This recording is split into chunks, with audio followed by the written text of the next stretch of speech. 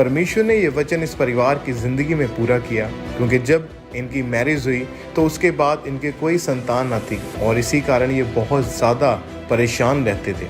और 3 बार इस बहन का मिसकैरेज हो चुका था।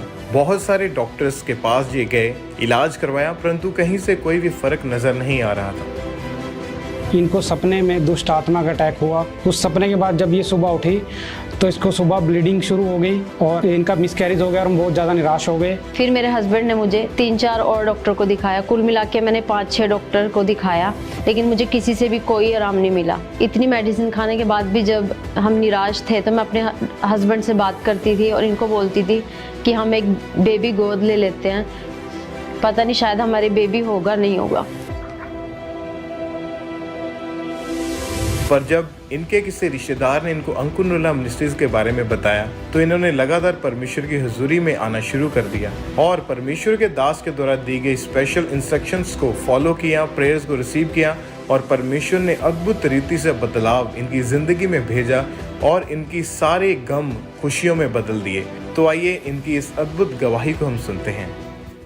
हालेलुया, सबको जय मसीह की। मेरा नाम बेबी है, ये मेरे हस्बैंड है, इनका नाम शंटी है। हम शाहबाद हरियाणा के रहने वाले हैं। आज हम अपनी लाइफ की बहुत बड़ी गवाही देने जा रहे हैं। 2014 में हमारी मैरिज हुई। हम मैरिज के बाद बहुत खुश थे। मैरिज के बाद जब मैं अपने ससुराल में आई तो मेरे ऊपर दुष्ट आत्मा के अटैक होने लगे। जब मैं रात को सोती थी तो सपने में मुझे सांप दिखाई देते थे, मुझे दबाव पड़ते थे। मैं उठने की कोशिश करती थी और मुझसे उठा भी नहीं जाता था और मेरी सांस रुकती थी। और जब मैं सुबह सोकर उठती थी तो मेरी बॉडी पे काफ़ी निशान होते थे। जब मेरे साथ ऐसा होना शुरू हुआ तो उस टाइम मुझे बहुत टेंशन होती थी। जब मेरी वाइफ के ऊपर दुष्ट आत्मा के अटैक होने लगे तो रोज़ सुबह उठ के मेरी वाइफ मेरे को बताती थी कि मेरी बॉडी पे निशान हुए हैं, ये है वो है। तो मैंने कभी ये बातें गौर नहीं की, मैं इनको नॉर्मली लेता था और ये अटैक दिन पर दिन बढ़ने लगे। ऐसे करते करते हमारी मैरिज को 1 साल कंप्लीट हो गया। उसके बाद हमने बेबी के बारे में सोचा। फरवरी 2015 में जब मैं प्रेग्नेंट थी, हम दोनों बहुत खुश थे। हमने अपनी फैमिली को बताया, सभी बहुत खुश थे। जब मुझे प्रेगनेंसी का 1.5 महीना लगा तो उस दौरान मुझे ब्लीडिंग होने लगी और ब्लीडिंग होने के बाद मेरा मिसकैरेज हो गया और मिसकैरेज होने की वजह से हम बहुत दुखी थे। 2016 में मैं दूसरी बार प्रेग्नेंट हुई और उस टाइम मुझे पूरा विश्वास था कि अब की बार मेरी प्रेगनेंसी बहुत अच्छी चलेगी।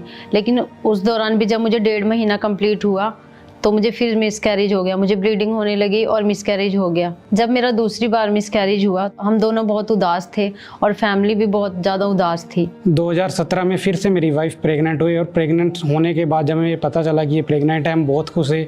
घर में खुशी का बहुत माहौल था, सारे घर वाले खुश थे। जब इनको प्रेगनेंसी का 2nd मंथ लगा तो एक दिन रात को इनको सपने में दुष्ट आत्मा का अटैक हुआ। उस सपने के बाद जब ये सुबह उठी तो इसको सुबह ब्लीडिंग शुरू हो गई और इनका मिसकैरेज हो गया और हम बहुत ज़्यादा निराश हो गए। तीसरा मिसकैरेज होने के बाद मेरे हस्बैंड मुझे हरियाणा शाहबाद के बेस्ट डॉक्टर के पास लेकर गए और उन्होंने मेरा स्कैन किया और उन्होंने मुझे बताया कि आपके एग ग्रोथ नहीं कर रहे हैं, कि तुम्हें लगातार मेडिसिन खानी पड़ेगी।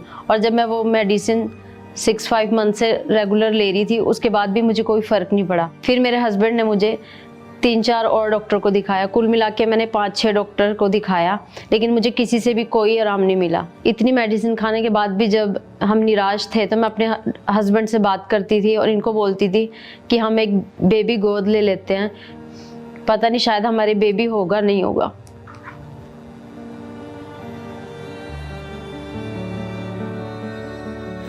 और जब लोग इनसे इनके बच्चे के बारे में पूछते थे तो इनके पास रोने के अलावा और कुछ भी नहीं था।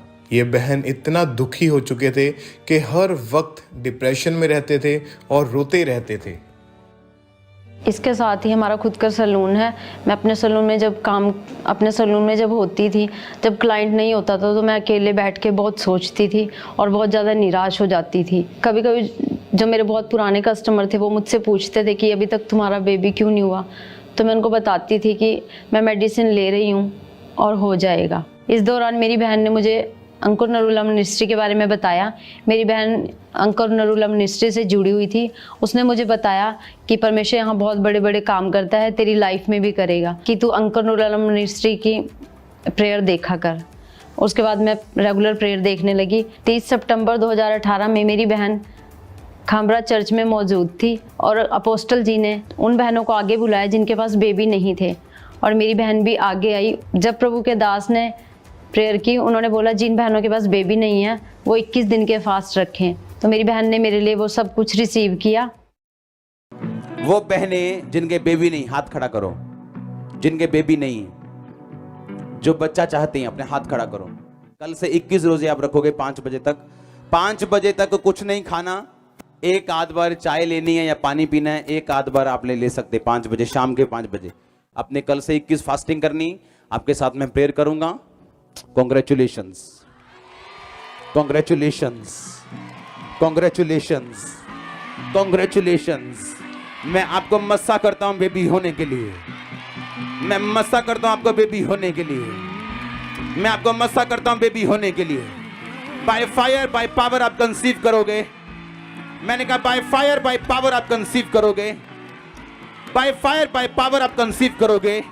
और मैं यीशु मसीह के नाम में घोषणा करता हूं आपके परिवारों के अंदर जो वंश परमेश्वर आपको देना चाहता है, बेटी या बेटा, वो आपके घर में आने वाला, एंटर करने वाला है चर्च।